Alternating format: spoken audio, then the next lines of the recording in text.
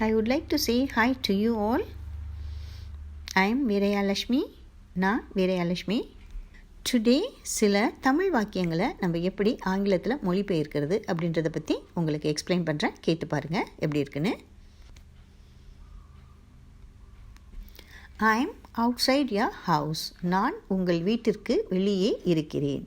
நான் உங்கள் வீட்டிற்கு your house வெளியே outside இருக்கிறேன் am. So I am outside your house. நான் உங்கள் வீட்டிற்கு வெளியே இருக்கிறேன். Keep safely the valuables inside your cupboard. உங்கள் அலமாரியில் விலை உயர்ந்த பொருட்களை பாதுகாப்பாக வைத்திருங்கள். உங்கள் அலமாரியில் inside your cupboard விலை உயர்ந்த பொருட்களை the valuables பாதுகாப்பாக வைத்திருங்கள். Keep safely. So keep safely the valuables inside your cupboard. Why is this pillow without a case? ஏன் இந்த தலையணை ஒரு உறை இல்லாமல் உள்ளது? ஏன் why இந்த தலையணை this pillow ஒரு உறை இல்லாமல் உள்ளது? Without a case. So why is this pillow without a case? Don't lean against the wall. It's still wet with the paint. சுவரில் சாய்ந்து விடாதீர்கள், அது இன்னும் வண்ணப்பூச்சுடன் ஈரமாக இருக்கிறது.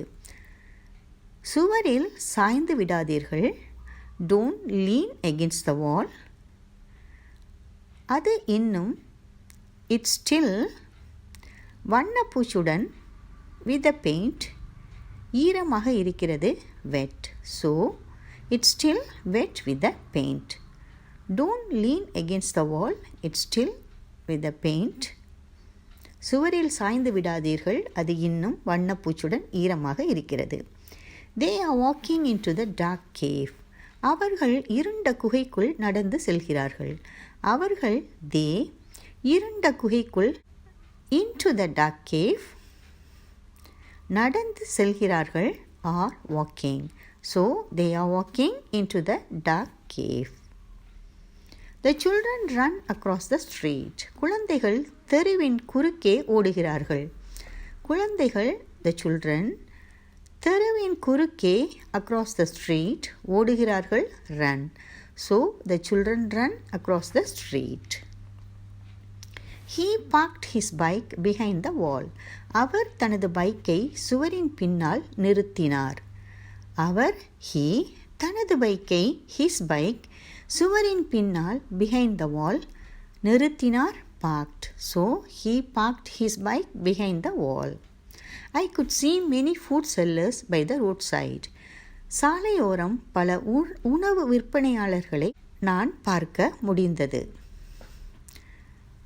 சாலை ஓரம் by the roadside பல உணவு விற்பனையாளர்களை many food sellers நான் பார்க்க முடிந்தது could see. So I could see many food sellers by the roadside. There is a lizard under the table. மேசையின் கீழ் ஒரு பல்லி உள்ளது. மேசையின் கீழ் under the table ஒரு பல்லி உள்ளது. There is a lizard. So there is a lizard under the table. Don't put your dresses on the bed.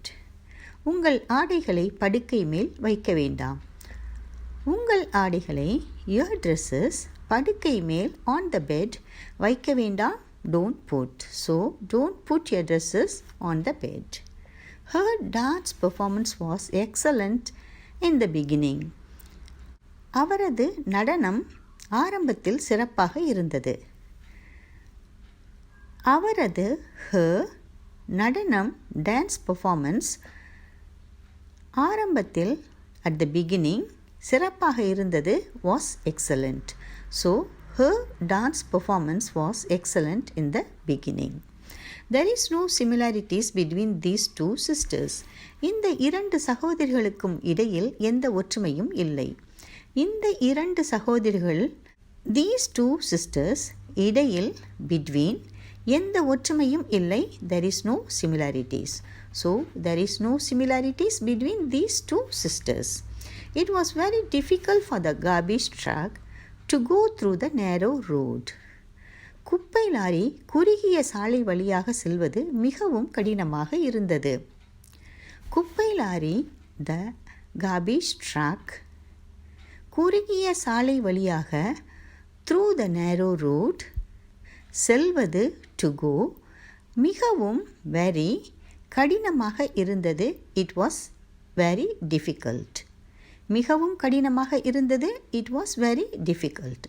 So, it was very difficult for the garbage truck to go through the narrow road. The soldiers were on the move after they heard the siren sound. Siren சத்தம் கேட்டதும் வீரர்கள் நகர்ந்தனர்.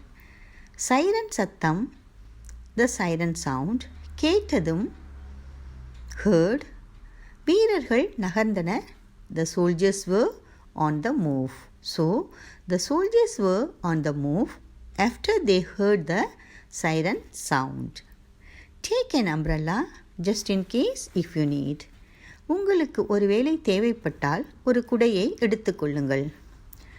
உங்களுக்கு ஒருவேளை தேவைப்பட்டால் just in case ஒரு குடையை எடுத்துக்கொள்ளுங்கள். Take an umbrella. So, take an umbrella just in case if you need. I am on leave until the end of this month. இந்த மாத இறுதி வரை நான் விடுப்பில் இருக்கிறேன். இந்த மாத இறுதி வரை until the end of this month நான் விடுப்பில் இருக்கிறேன் on leave.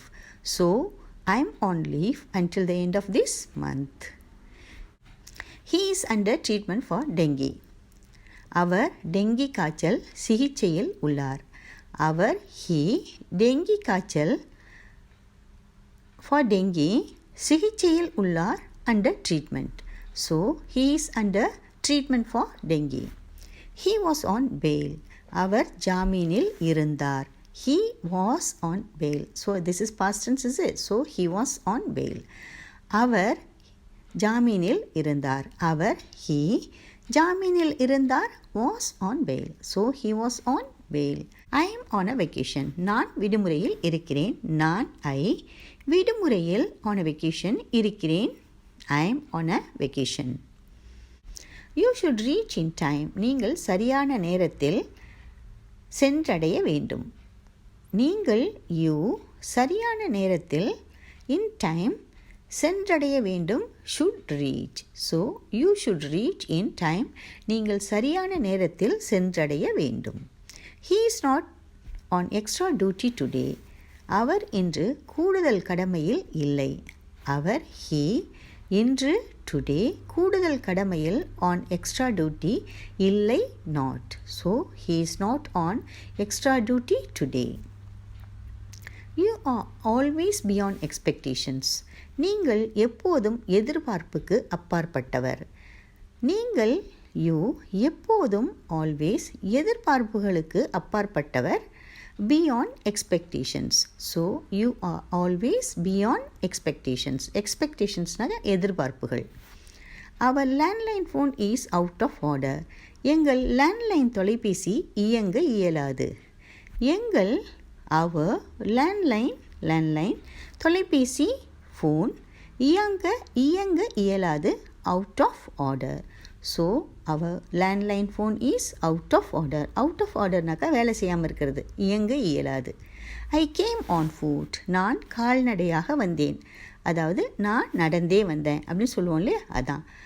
நான் கால்நடையாக on foot, வந்தேன் came. So, I came on foot. He visits the old folk home on regular basis. அவர் முதியோர் இல்லம் தவறாமல் பார்வையிடுகிறார். முதியோர் இல்லம் old folks home. ஓல்ட் ஃபோக்ஸ்னாக்கா வயசானவங்க. ஓல்ட் ஃபோக்ஸ் ஹோம்னாக்கா அந்த வயசானவங்களெல்லாம் வச்சுருப்பாங்க இல்லையா ஒரு வீடு, அந்த இடம் தான் வந்து ஓல்ட் ஃபோக்ஸ் ஹோம்னு சொல்கிறது.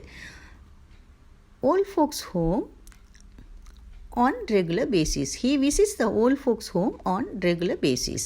அவர் முதியோர் இல்லம் தவறாமல் பார்வையிடுகிறார். முதியோர் இல்லம் old folks home தவறாமல் பார்வையிடுகிறார் on regular basis. on regular basisனாக்கா தவறாமல் ஒழுங்காக அடிக்கடி போய் பார்த்துட்ருக்காரு, தவறாமல் போகிறது தான் on regular basis. So he visits the old folks home on regular basis. I caught sight of her in the crowd.